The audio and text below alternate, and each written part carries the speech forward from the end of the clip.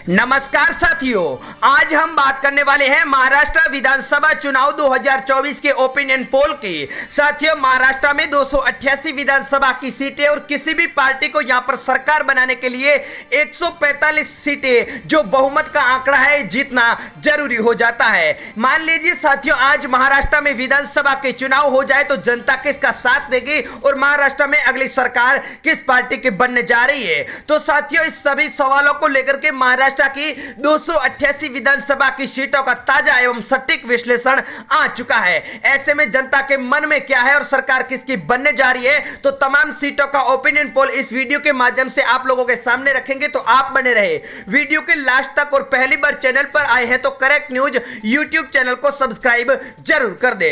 साथियों, महाराष्ट्र की विधानसभा में पिछले कई महीनों से सियासी घमासान मचा हुआ है। महाराष्ट्र में महाविकास आघाड़ी की सरकार बनी थी और शिवसेना में शिंदे गुट ने बगावत करके बीजेपी का दामन थाम लिया था। ऐसे में यहां पर महाविकास आघाड़ी की सरकार गिर गई थी और यहां पर भारतीय जनता पार्टी के गठबंधन की सरकार बन गई थी।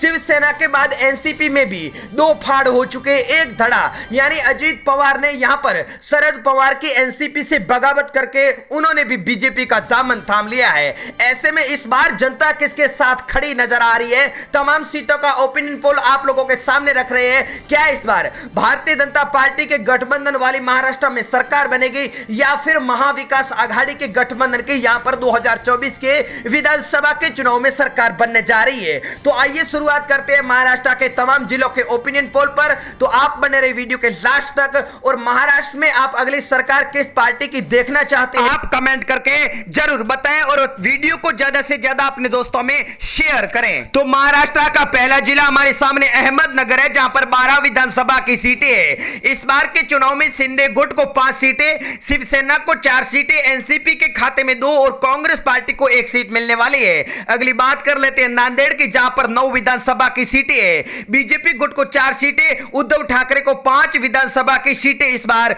मिल रही है। अगली बात कर लेते हैं भंडारा की, जहां पर 3 विधानसभा की सीटें हैं। बीजेपी गठबंधन को 1 सीट और महाविकास आघाड़ी के खाते में 2 विधानसभा की सीटें जा रही है, जिनमें से 1 सीट पर कांग्रेस कब्जा कर रही है।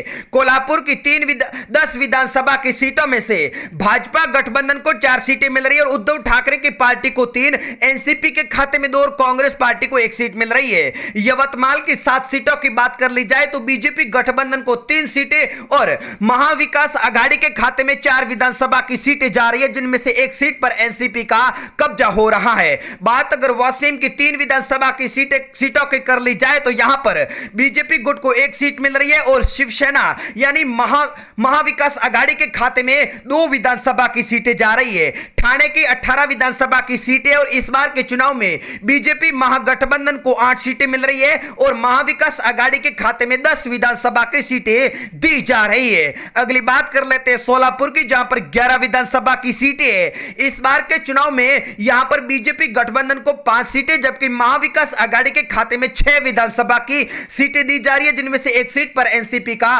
कब्जा हो रहा है। सिंधुदुर्ग में 3 विधानसभा की सीटें और इस बार के चुनाव में शिंदे गुट को 1 सीट मिल रही है और शिवसेना को यानी महाविकास आघाड़ी के खाते में 2 विधानसभा की सीटें दी जा रही है, जिनमें से 1 सीट शिवसेना और 1 सीट एनसीपी के खाते में जा रही है। सतारा में 8 विधानसभा की सीटें और इस बार के चुनाव में 2024 में बीजेपी महागठबंधन को 3 सीटें मिल रही है जबकि महाविकास आघाड़ी के खाते में 5 विधानसभा की सीटें जा रही है। सांगली में 8 विधानसभा की सीटें हैं और सर्वे के नतीजों के हिसाब से बीजेपी महागठबंधन को 4 सीटें और यहां पर महाविकास आघाड़ी के खाते में भी 4 विधानसभा की सीटें जा रही है। रत्नागिरी में 5 विधानसभा की सीटें हैं और इस बार के चुनाव में बीजेपी और शिंदे गुट को 3 सीटें और महाविकास आघाड़ी के खाते में 2 विधानसभा की सीटें जा रही है।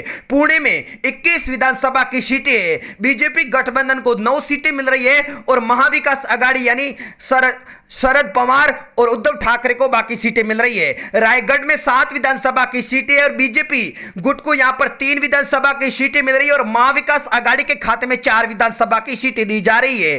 परभणी की बात कर ले तो यहां पर 4 विधानसभा की सीटें हैं, 2 पर यहां पर बीजेपी गठबंधन और 2 सीटों पर महाविकास आघाड़ी का कब्जा हो रहा है। पालघर में 6 विधानसभा की सीटें, बीजेपी गठबंधन को 4 सीटें दी जा रही है और महाविकास आघाड़ी को इस बार के चुनाव में 2 विधानसभा की सीटें मिलती बताई जा रही है। उस्मानाबाद की बात कर ली जाए तो यहां पर 4 विधानसभा की सीटें हैं और 2024 के विधानसभा के चुनाव में बीजेपी गठबंधन को 1 और महाविकास आघाड़ी को 3 विधानसभा की सीटें। नासिक के 15 सीटों में से 6 सीटों पर बीजेपी गठबंधन का कब्जा होता हुआ बताया जा रहा है, तो महाविकास आघाड़ी के खाते में 9 विधानसभा की सीट दी जा रही है।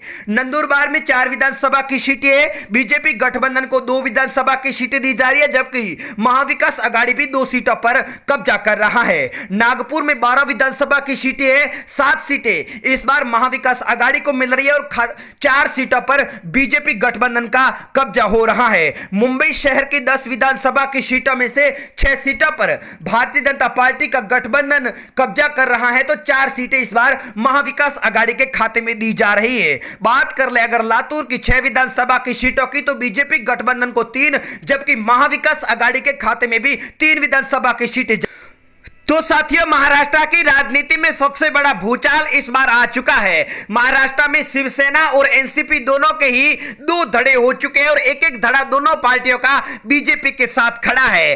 अजित पवार ने भी एनसीपी से बगावत करके 12 सालों में 5वीं बार उप मुख्यमंत्री पद की शपथ ली है और वह लगातार पीएम मोदी की तारीफ कर रहे हैं और महाराष्ट्र विकास के लिए भारतीय जनता पार्टी के साथ आने की वो लगातार कर रहे हैं। तो साथियों, हम आपको बता देते हैं कि इसके बदले में उन्हें भी एक अच्छा प्रशासक बीजेपी की ओर से बताया जा रहा है। लेकिन इन सभी सवालों के बीच सबसे बड़ा सवाल तो यह है कि आखिर भारतीय जनता पार्टी को अजीत पवार की जरूरत क्यों पड़ी। तो इसका सीधा सा जवाब है कि भारतीय जनता पार्टी साल 2024 में होने वाले लोकसभा के चुनाव में कोई नुकसान नहीं उठाना चाहती है। भारतीय जनता पार्टी इस बार महाराष्ट्र में ज्यादा सीटों पर कब्जा करना चाहती है। यूपी के बाद महाराष्ट्र एक ऐसा राज्य है जहां पर लोकसभा की 48 सीटें हैं और भारतीय जनता पार्टी ने पिछले चुनाव में शिवसेना से गठबंधन करके यहां पर 41 सीटें झटक ली थी। एनसीपी को 4 सीटें मिली थी, कांग्रेस पार्टी और एआईएमआईएम को